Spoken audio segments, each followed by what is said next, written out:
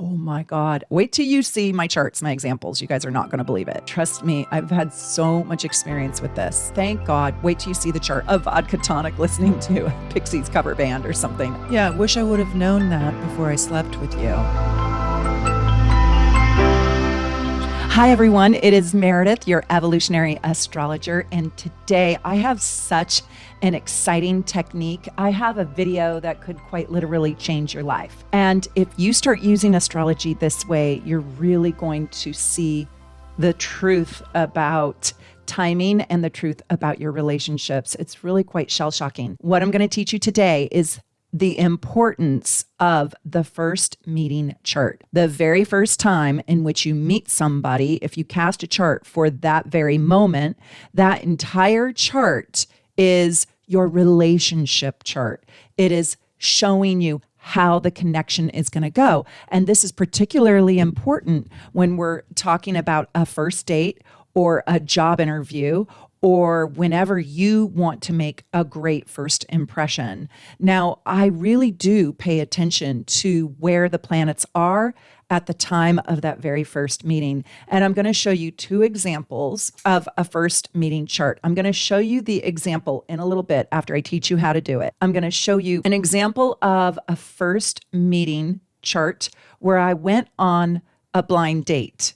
And I really liked the person, but I was a tortured soul in this relationship connection for about 5.5 years. And it didn't end up being all that I thought it could be or would be. And it was quite, it had a lot of duplicity in it as well. And then secondarily, I'm going to show you the first meeting chart of the man that I married and the love of my life. Now, not every first meeting chart is perfect or predicts marriage, but it can predict a lot of things. You have to also realize that if the two people are really, really healthy, like sincerely healthy human beings, you can overcome a lot of obstacles that are found in that first meeting chart. But I'm going to share with you the tips, the techniques, and kind of what I have learned over the years of what to really, really look out for. Right when I started doing astrology, oh my gosh, about 25 years ago, my clients kind of made me an expert at love and relationships because that's what they wanted to talk about. I opened up my practice with the desire to show you the soul's purpose, your soul's purpose and meaning of your life. But I didn't get very many readings, very many clients that wanted that particular reading. For every 9 love and relationship readings, I got one, what's my soul's calling? Who was I born to be? Who was I in a past life? Who am I in this lifetime? And who am I preparing to be in my next lifetime? And by the way, I still do those readings. I love those readings. Those are my favorite readings. But my clients wanted compatibility, soulmates, love and relationship. When's Leroy gonna call? So I got really good at relationships. I actually became quite masterful at predicting if a relationship would work out, could work out. I want to highly recommend, if you are in a love relationship, go back to your calendar and figure out, hopefully to the minute, when you first met and cast a chart for that very moment. And if you're not married to the person, that is your relationship chart. Now, when you get married, your marriage chart takes over and becomes the theme of your relationship, along with, of course, your synastry. That's the bi-wheel. That's where you put yourself in the middle and them on the outside. Your progressed bi-wheel. That's where you progress your charts and you look at your progressed charts together in a bi-wheel, and your composite chart. So there's lots to look at, but the first meeting chart is really, really imperative. That's also why I say you really want to have a good marriage chart too, because eventually that is going to be the chart that shows you the themes that are going to play out in your relationship. I live here in Seattle, and when I first started doing astrology, I lived in this little part of Seattle called Ballard. And it's kind of a little hip community. It was super fun, very artsy, kind of hippie. I went to the Sunset, like the Pixies cover band played at the Sunset Tavern. It's pretty famous here. I went to the Sunset and I was already a practicing astrologer, but I was really new. My girlfriend just had a mad crush on this guy in the band. And she was like, I've just got to meet the drummer. I've got to meet the drummer. I got to meet the drummer. And I was like, hold on. And I went and I got my phone and I looked at the transits and I was like, it's not going to work. And she's like, well, what do you mean? And I go, look at the transits. It's absolutely not going to work. I didn't even ask her birthday. And she's like, well, how do you know? Why are you, harshing my mellow? Why are you crushing my buzz? Like, why am I such a buzzkill? And I'm like, Mercury's in retrograde. It's not going to work. It's going to look like it works. And also, by the way, Mercury's in retrograde in Gemini. It's literally not going to work. You're going to hook up with him tonight and he's not going to call you tomorrow. And she's like, that's not true. And I said, yeah, it is. And I don't know, she had another thing in there. I can't remember. I mean, I'm remembering something from like 25 years ago, a vodka tonic listening to a Pixies cover band or something. I actually think this is the warm-up band for the Pixies cover band. I tried to save her and I said, you know what? Just figure out where he's going to be next weekend and have your first hello next weekend. As long as you don't talk to him, you're just looking at him, you can still get a new first meeting chart. She thought I was absolutely out of my freaking mind. She thought, what? I don't need you for a friend, okay? Who needs friends like you? And this is when I learned very, very quickly not to give unsolicited advice. I learned very quickly not to read somebody's chart or predict what is going to happen to them, knowing what the transits are very early on. I kind of torched my own soul learning that. She didn't ask me, well, she kind of asked me. She said, what do you think? And then I went to the astrology where I should have just been in the human spirit of Meredith and said, I think it's fun. Have fun, knock yourself out. And then just help her pick up the pieces later. But I answered it astrologically. I don't know if she even, knew enough about astrology to even say astrologically, what do you think? I started working with first meeting charts because I cast a chart when I'm about to step into a reading because I want to know how this person's going to receive me, what this person is going to need from me, what this person is going to want from me. Is the moon void of course? Will they even be able to hear me? When, say, the moon is on my moon, I know I'm going to fall madly in love with this person. Or when there is a Libra rising, I know that it's going to go probably really beautifully. There's going to be a gratitude and a graciousness there. If it's Scorpio rising or Saturn on the ascendant, it's going to be a little tougher reading. So I really do look at first meeting charts, not just in relationships, but for an interview or if I am going to be making a presentation to see how I'm going to be received, to see what obstacles are going to be in the way, to see the theme of that moment in time. Also, like if I'm having a reunion with somebody, how is this reunion going to go? I'll also look sometimes for when I'm going to travel. So I'll cast a chart. I don't always do that. I don't want to mess my day up sometimes, but oftentimes I will. Okay. In saying that, I want to teach you and tell you what to look for. And I'm going to kind of do the KISS method with you, where I'm going to kind of keep it simple, sweetheart, on this one, because I really want you guys to be able to use this technique. And it is very, very powerful. And it's a little bit like horary astrology. So I don't know if I told you guys this, another little quick story time, but I was at an astrology conference, UAC, one year. I had takeout. The next morning when I went to get my purse and go downstairs and get a coffee, I didn't have my credit card and I was panicked and I was like, oh my gosh, I only brought that one credit card and everything else was a debit card. So it was real money and I needed a credit card to be able to pay for this hotel. And I was absolutely panicked.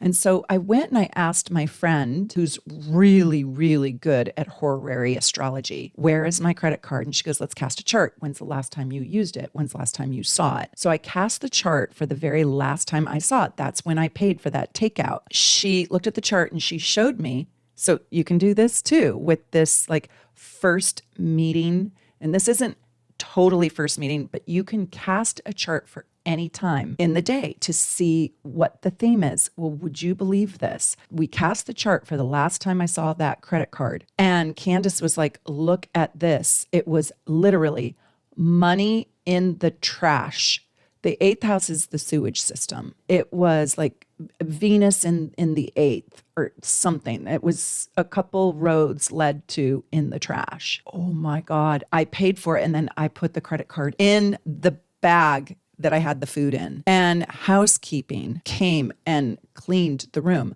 But I had left my trash bag, just a little trash bag, outside my front door. And so, when they were sweeping the halls, they took the trash bag and put it in their trash. Oh my gosh, do you know, I found the housekeeper. I found the bag of trash and I found that bag, my bag of trash in their bag of the trash. And I found my credit card in that bag of trash.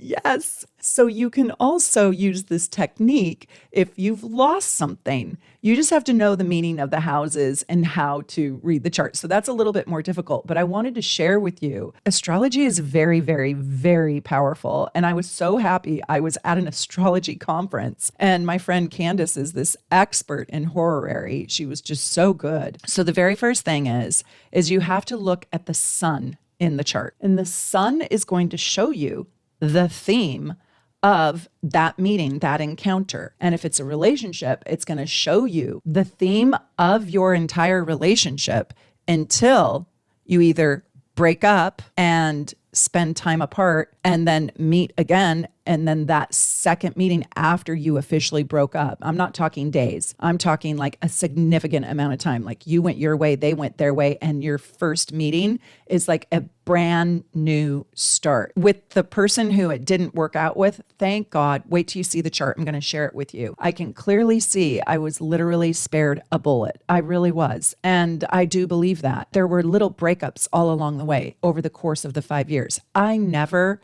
recast the chart because I felt like the breakup was never significant enough. Even if you're with another person, if the breakup, if there's still contact, if there's still, some sort of interaction, and when you see each other, you're picking up where you left off rather than, oh gosh, you look different, rather than it feeling like a brand new first meeting. So I used the same chart theme because I didn't want to manipulate the story. I wanted the story to be authentic. And we never had a breakup that was really no contact ever until the last one. So you want to know what house the sun is in. You got to look at both luminaries. You got to look at the heart of the relationship. And the heart, this is especially if it's a romantic connection, but this works in a job interview too. Like if it's a job interview, you want a 10th house sun, you want a 9th house sun, you want a 3rd house sun. Although I doubt it's going to be a 3rd house sun because that would be at like 2:00 in the morning, right? Between midnight and 2 a.m. Or you want a 6th house sun or a 7th house sun, but or even 11th house sun would be great. And you can manipulate this. If the person wants to interview you for a job, don't interview between 6 a.m. and 8 a.m. because that's going to be a 12th house sun. And you don't want that. Between 8 and 10, 10 and 12 is ideal. 12 and 2 is great. I say skip the 2 to 4 because that's the house of death, right? And do 4 to 6 or 6 to 8 p.m. You could even say, could we have our first interview after work at between 6 and 8, if that's appropriate, because that is the house of work. So you can manipulate the sun, harder to manipulate the other planets. Sometimes you can manipulate the moon, but sometimes you can't. Where is the moon? Because that's going to be the fulfillment factor of the relationship. Wait till you see my charts, my examples. You guys are not going to believe it. And then if it's romantic, I want you to look at both Mars and Venus. Really look at if there's any super painful aspects, Pluto, moon, Mars, Pluto. If you have harsh aspects, you are going to see those probably in some way, shape, or form in your relationship. I have a video. I actually have 3 different videos called the 10 hardest aspects in the natal chart. And you should watch part 1, part 2, and part 3 to understand what those painful hard aspects are in the natal chart. I also have the 10 best aspects in the natal chart. And so you want to look for the 10 best aspects too. I have to give credit here because I really believe in crediting our teachers. I really believe it's important that we recognize those who have gone before us and have shared their bright light with us and have shared their information, their knowledge, and their teachings, those who have passed the torch on to us. After I was doing first meeting charts, I came across an article that Frank Clifford, one of my very favorite astrologers, he's British, he's hilarious, he's so funny. He does a lot of famous people astrology, but he's just absolutely brilliant. And he is just darling. Anyways, he doesn't even know how much I love him. But I read an article where he really showed step by step, and he gave a great example of his own family in a first meeting chart. It was really, really cool. So I want to credit Frank's work on the first meeting chart. And I am taking some of his ideas and concepts here just to flush out a little bit more of the technique. So you're going to look at the sun by sign and by house, and you're going to ask yourself, do I want that theme in my relationship, in my connection? And if you're interviewing with a potential employer, do you want to be in an environment? Do you want a connection of that theme? Even if you're meeting with just HR, it will still show you your experience at this company. I really want to encourage you guys to document down to the minute your first meetings. And it's when you say hello. It is not the telephone, and it is not when you're corresponding online. It's literally when you meet face to face. Now, it can be Zoom if it's an interview, if it's a formal interview. If you're on FaceTime and you're FaceTiming a person, it's not significant enough. It has to be the first meeting chart in person. But if your interview with the person is on Zoom, you got to go with it. So I know that's a little bit ambiguous, but it is the significant first hello. And the reason why I say if it's a Zoom interview, well, the intention is, and you got all dressed up, the intention is to apply for the job. And if you're meeting the hiring manager over Zoom, that counts. So if your first meeting happened during COVID, that can count too, because you didn't have an option maybe to meet face to face. But if you're just chatting back and forth and then you say hello, and this is like Tinder, and you're just saying hello, and then you do a FaceTime, I don't think I would count that. It has to be that first pop of chemistry in person for a relationship. Then you're going to look at the rising sign. So sun, moon, and rising. And then you're going to look at the ruler. And I have a video on your chart's ruler, the ruling planet of that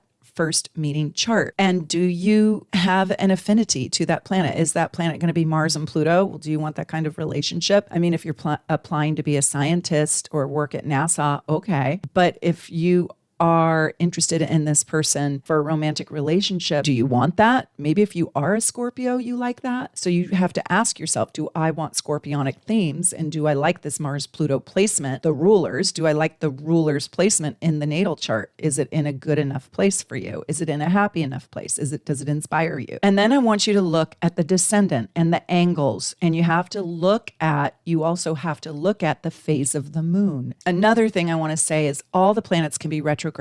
Well, the sun and the moon never retrograde, but you can have all of them retrograde. If it's Jupiter in retrograde, Pluto in retrograde, it does not matter. You can still meet and it will still go well. But I never recommend having a first meeting when Mercury is in retrograde. And if it's a job interview, you watch, you'll either come in second, or they'll say they like you and they'll change their mind, or they don't have enough of a budget for you, or you'll be waiting longer than they promised, something like that. Communication will go awry. So if it falls apart, let it fall apart, let it completely fall apart, and just wait for it to come back around again to you. I also kind of say if you can avoid meeting in Mercury in retrograde for the very first impression, I would do so at all costs. Now, I'm also going to tell you another thing. Trust me, I've had so much experience with this. And this one's a little bit heartbreaking because Venus goes retrograde for most often it's about 6 weeks, every year and a half, 2 years or so. If you are romantically interested in somebody, and your first meeting happens when Venus is in retrograde, and because it's a 6-week transit, it has to be, that's really hard. That is,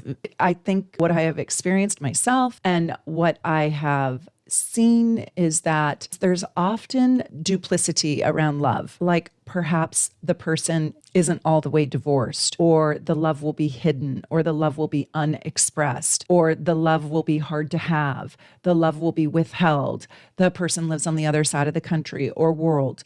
Love is challenged. So I don't particularly find Venus in retrograde, supportive for love relationships in the first meeting chart. I also don't love it for employers because it suggests that you might not really love the environment at some point, and it might be catty, it might be gossipy, but you also might not get paid your worth. Can there be exceptions to these? Yes, I'm going to get all kinds of comments where, oh my God, my husband and I are so happily married. And in our first meeting, we had Venus in retrograde. Well, you guys worked through it and good for you. And maybe you have other aspects in your chart that really support it. But I'm going to tell you, oftentimes, it really does create a struggle. There can even be a fracture in the relationship, and then you come back to the relationship at a later time. And remember, if you got married, it replaced that first meeting chart, and now you have a whole different first meeting chart, and maybe your marriage chart is boosting and enhancing your relationship in a really positive way. So don't forget that. So I want you to look for the major themes. I also want to say if Mars is in retrograde, that's pretty challenging as well.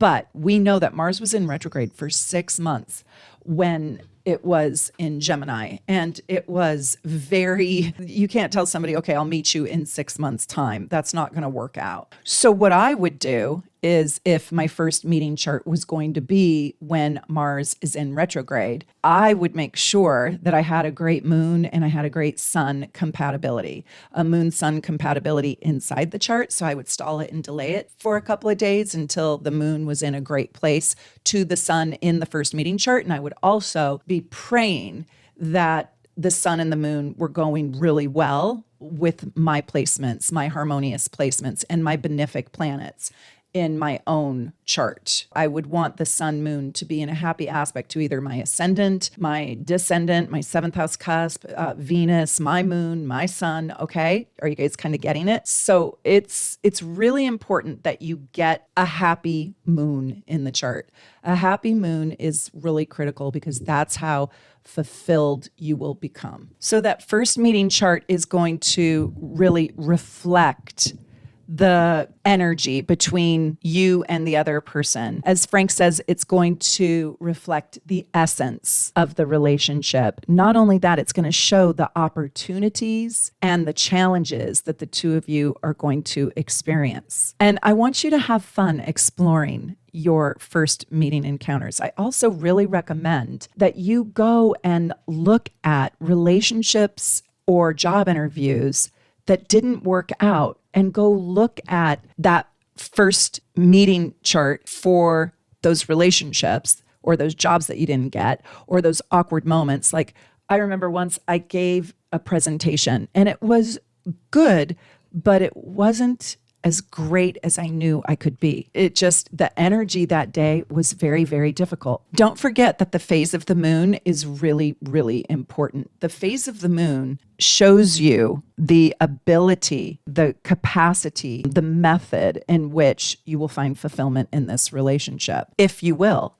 And so a sun moon square can be difficult. That's an aspect. Full moons are much more difficult for beginnings than new moons. And so I really recommend, if you can get a new moon, go for it. Absolutely go for it. And don't forget, you want to be able to look at what is happening in a biwheel. And you guys can all go to shopsoulnavigation.com and you can purchase your biwheels if you want to for any new meeting chart that you want to. And we'd put you on the inside and we would put the first meeting on the outside. Okay, so I want to show you my example. And I want you to tell me if you can see what would be hard about this chart. When you see a lesson repeated like 3 or 4 times, if it's kind of in your face, it's supposed to be. And so if you don't experience it, I will be quite shocked. So let's take a look at this chart. I see the theme loud and clear. And this was at the time very healing for me. I thought I could outrun the stars. I thought I could really work with the energy. And just to be honest with you, I thought that because I'm actually a very emotionally healthy person and I have an emotional maturity. And I thought I was working with somebody who was also like that. Come to find out, they really weren't. right? And I was giving them too many free passes. The first thing is you think, oh, woo, you got the sun in the seventh house. Well, yes, that is actually lovely. But let's keep going. We can see that we have a full moon phase, and we can see that the sun and the moon are actually in opposition to one another. And we can see that Pluto is on the moon, and we have Jupiter wide, but in the mix. And so Jupiter's sun is absolutely glorious and gorgeous. I will say that Jupiter moon in Sagittarius was probably a good aspect in our relationship, but Pluto always came in and squashed all the good times, almost all of them. There was always a little bit of a poison arrow in the moon Sagittarius. So it was always kind of squashed, killed off. Scorpio rising. I'm sorry, but I have enough Scorpio in my chart. Now, he was a Scorpio, and I have Scorpio South Node, Mercury, and Neptune. And so that Scorpio rising made this very, very intense. And it also made that Pluto and Mars in Aries the rulers of this relationship. And just to be quite honest with you, that was really, really magnified and super intense. And so with that Mars and Aries as the ruler and that Pluto moon, there was a lot of emotional manipulation, not on my part, but there was emotional manipulation. There was quick trigger to anger, right? And so those themes showed up. I just show you this as a learning lesson. So we have a Pluto moon. We have a full moon phase, right? So those are two emotional losses. And then we have Scorpio rising with a hot-headedness, in Aries Mars. And that also could have been me being impatient. Jupiter kind of exaggerating that Pluto moon. And then we have Mercury, not retrograde, but we have Mercury in the eighth house. The voice cannot be heard. The eighth house is mute. It's silent. It's quiet. So the communication there is kind of buried. We also have Uranus squaring the sun, and we have Uranus squaring the moon. So this connection does not really offer stability. It doesn't really offer support for the soul of the relationship or the heart. When you put this into a biwheel, the Venus, at least with me, right? You put this first meeting into a biwheel with my chart, different for his. And now Venus sits in my 12th house.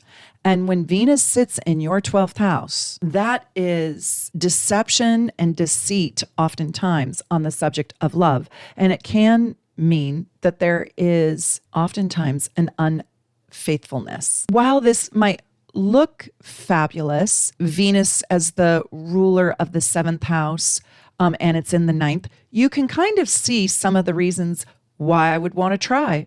But you can also see that there are some really hard things to overcome.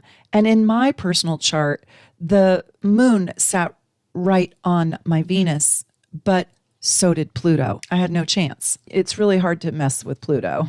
The sun was opposing my sun, so I was in a sun opposition sun. It didn't truly support my natural light, and it didn't. Let me move forward and just show you an example of the first meeting chart of the man I chose to marry. This is my first meeting chart with Joe. There is a lot of magic in this chart. And let's talk about it, okay? The first thing that you see is it's also a sun in the seventh house. And it's really easy to get a sun in the seventh house for a date because it's kind of the dating hour. It's between, 4 and 4:30 and 6:30 p.m., at least in Seattle. We met at 6:18 p.m. Libra was rising. So now it's not Scorpio rising. When you have Libra rising, there's a harmony. There's a natural harmony between the people. It is really true. And it is lovely. There was a genuine, heartfelt harmony. It was so easy. It wasn't Mars ruled, right? It was Venus ruled. And so now we got to go look at Venus. Well, we have Venus in Gemini at 2 degrees. Now, what makes this Venus a little bit better or easier, should I say, than when I was experiencing Mercury in the 8th house? The 8th house is also sexuality and intimacy. And with Venus there is an attraction for depth. There is an attraction around all Gemini things, and there is a intimacy already. So I like Venus in the 8th house here, but let me show you guys something. One of the major reasons why I love it is it's being supported by the moon at 0 degrees. It's being so supported, and it's being supported by the South Node and the North Node, where this relationship wants to go. This is so exciting. I can't wait to share everything with you. And it's also being supported wide, but by the rising sign. It is happy. It's even being supported wide by Mercury. So there's a lot of great things here with this Venus. This Venus is not in a horrible place. And it is the ruler of this chart. And this is going to become our courtship until we get married. If it feels profound enough and important enough, you can use your engagement chart as the next one to show how your relationship is going. But I just stuck with our first meeting chart and then our marriage chart. There's a lot of freedom inside our relationship, and there is zero, and I mean zero jealousy. And in my past relationship that I showed you, there was just an insane amount of jealousy. And that's probably because it was Scorpio rising. And this is a Libra rising. There's a lot of trust in this relationship. And if you see that happy Venus in the 8th in an air sign, right? The South Node in an air sign and the rising sign is an air sign. And then you have the moon in Libra supported. Yes, it is in the 12th. And I'll tell you how that plays out. But look at this. Look at this, you guys. Look at this. I was late to this meeting. I was late by a few minutes. It's sitting at 0 degrees, 3 minutes. I almost had a Virgo moon, which would not have been as great for me or for him. The Libra moon works so well because Joe is a Libra rising and I do have a Libra moon. Is that crazy?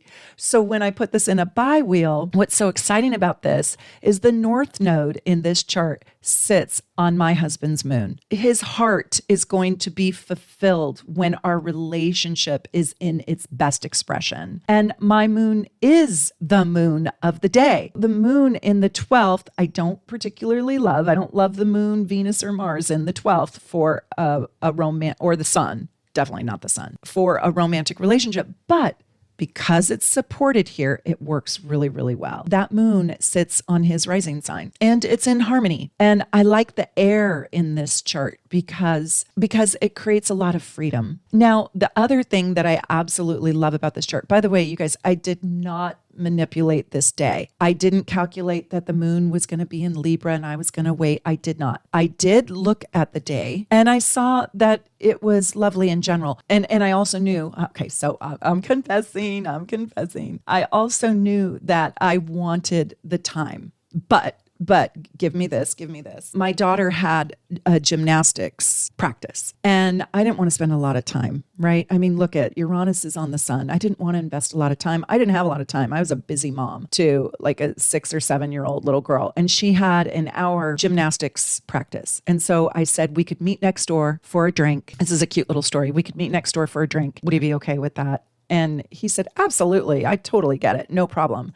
Let's do that. Later, he texted me, he said, I'd like to order you a drink. I'm here. Remember, I was running late. What do you like? And I said, I like Chardonnay. I like a buttery Chardonnay. And he said, you got it. And so when I walked in, he had a drink waiting for me. He was just absolutely charming and sexy and adorable. And it was just wonderful. He was just absolutely wonderful. And he kind of had a little bit of that Aquarian Uranus sun mix that you can see in the first meeting chart. I didn't know he was an Aquarian. I didn't yet ask his birthday. But what is so cute is not only, and I think this is very Uranian, like the Uranus sun can be full of surprises.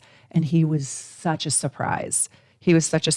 That sun Uranus was so stinking cute because not only did he have one Chardonnay waiting for me, he had 2. And I said 2, and I love the confidence in it. It was just so confident, right? And it's in Taurus, right? They want you to feel good and feel comfortable and food and drink, all that jazz. We won't say all the F's, but you know what I'm talking about. Anyways, that didn't happen, by the way. That didn't happen. But he said, yeah, I was confident we were going to like each other. So I got you a second. So we didn't have to waste time waiting for the waitress to bring us one. And I don't think he ordered himself 2, but he did get me 2. And it was a really beautiful, shockingly, April day in Seattle. And it was sunny out. I believe we sat outside. It was really beautiful. It was really gorgeous. Darling. It was adorable. And it was innocent and fun. And I laughed, and it was phenomenal, phenomenal communication. And so when you put this bi-wheel together, Mercury goes brilliantly with his Mercury at 10 degrees Aries goes brilliantly with his Mercury, and Mercury goes brilliantly with my sun. And so there's just a ton of support. I also want to say this North Node in this chart was sitting on my rising sign. Wow. If the chart doesn't have any, Mercury in retrograde, Mars, Venus in retrograde, Pluto on the ascendant, Pluto moon in a conjunction or opposition, full moon, if it doesn't have anything glaring like that, put it together in a bi-wheel with your chart, and then put it together in a bi-wheel with their chart to see what they're going to feel about the relationship. Because who cares if you feel great about it if they don't? I mean, if it's absolutely awful in their chart, like who cares if you had a great time? You both have to have a good time, right? And you can do this for your job interviews too. So yesterday I had a reading, as I do every day, but I had a reading in particular where I really was wowed by this woman's chart. I was like, wow, she's really interesting. I hadn't met her yet. And so I decided to cast a chart for the time that we were going to do our reading. I saw that it was going to be really deep and intense and healing and moving. And it was exactly that. So sometimes I like to know what I'm going to step into. Like, even if I'm hosting a party at my house, I might want to know, what is this party going to be like? Is this going to be contentious? Is this going to be silly? Is this going to be surprisingly fun? What is this going to be? And so you can do this first meeting chart for anything, for absolutely anything. If you're going to pick up your new puppy, how are you going to feel? How's your puppy going to feel? Right? What is your connection going to be? Even if you are working with somebody whose birth chart is difficult, but your first meeting chart is beautiful, and your first meeting chart works well with their progress chart or their natal chart, you might be the healing agent. You might be the remedy. You might be the sunshine. You might be the bright light. Maybe their life is really extraordinarily painful and hard, but your first meeting chart is so darn good, it can become healed. Anyways, I love doing this for you guys. I hope you got a lot out of it. I think this technique is so telling. And if you are supposed to meet somebody when Venus is in retrograde, or Mercury is in retrograde, or Mars in retrograde. Mars in retrograde, I am worried about the least. But Venus in retrograde, I don't like. Not for a romantic potential. And Mercury in retrograde, I really don't like. That one's easy to get around because that's only 3.5 weeks. I mean, you can be busy. You can stall. I'm telling you to stall. But the Venus in retrograde, it is so damn tricky because there's probably a little bit of a lie inside of their story. Like, oh, you're just sleeping in separate rooms in the house? You haven't filed yet? Oh, I thought your profile said you were divorced. Huh. You're not divorced? Yeah, wish I would have known that before I slept with you. Yeah. Yeah, that sucks, right? That's Venus in retrograde. That never happened to me, by the way. I've seen it though. I've seen it a lot. And if you're born with a Venus in retrograde, you don't worry about it. It doesn't mean there's anything wrong with you. Inside a natal chart, it's totally different. And I have a whole video on what does Venus in retrograde mean and what does it bring. It redefines beauty. In a natal chart, it is a completely different thing than when it is in transit and when it is in a first meeting chart. You might leak money when it is in a first meeting chart, but that doesn't mean you'll leak money if you're born with Venus in retrograde or Mars in retrograde. There's introspection around that planet, but if you guys are really curious about Venus in retrograde, I do have a video, a couple years old,